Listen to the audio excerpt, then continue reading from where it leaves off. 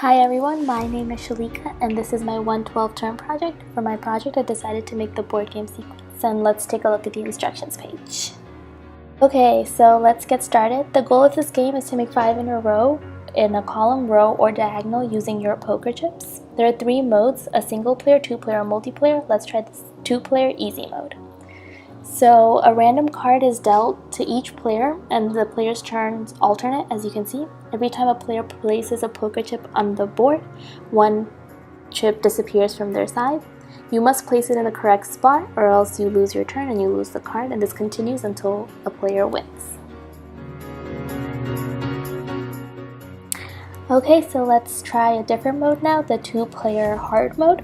In this mode, 5 cards are dealt to each player. You must select a card and place it on the corresponding location. As you can see, each card is replaced with a new one after you place it. If you place it in the wrong spot, however, you lose your turn. This continues on until a player wins.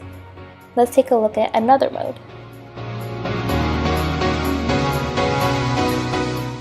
Now let's take a look at one more mode. In the multiplayer mode, you can either have 3 or 4 players, no more than that. And this will be the 3-player easy mode. In this one, since there are 3 players, it alternates between player 1, player 2, and player 3. The corresponding poker chip color of each player appears next to the turn sign, so the player knows what they're doing, and this continues until somebody wins. Now let's take a look at the multiplayer hard mode. This hard mode works the same way as it did for the 2-player, where each player chooses a card and places it in the corresponding location. On the bottom right, it shows the player turn and the poker chip color of the player. It's hard to tell here, but the card, just like before, is being replaced and discarded if it is placed correctly. So if all your friends are busy and you have no one to play this game with, there is a single player mode, and let's take a look at it.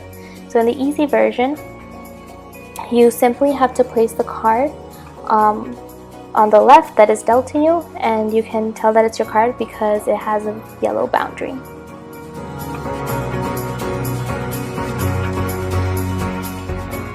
Let's take a look at the single player hard mode.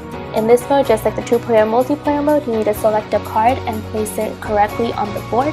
Once you're done, you need to press D on your keyboard so the computer can make a move as well.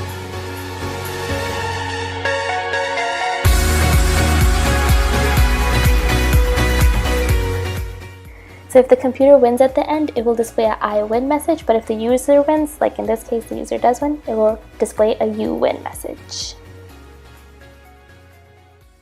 Another cool feature in this game is that if you're bored of the regular sequence board, you can make your own, like this.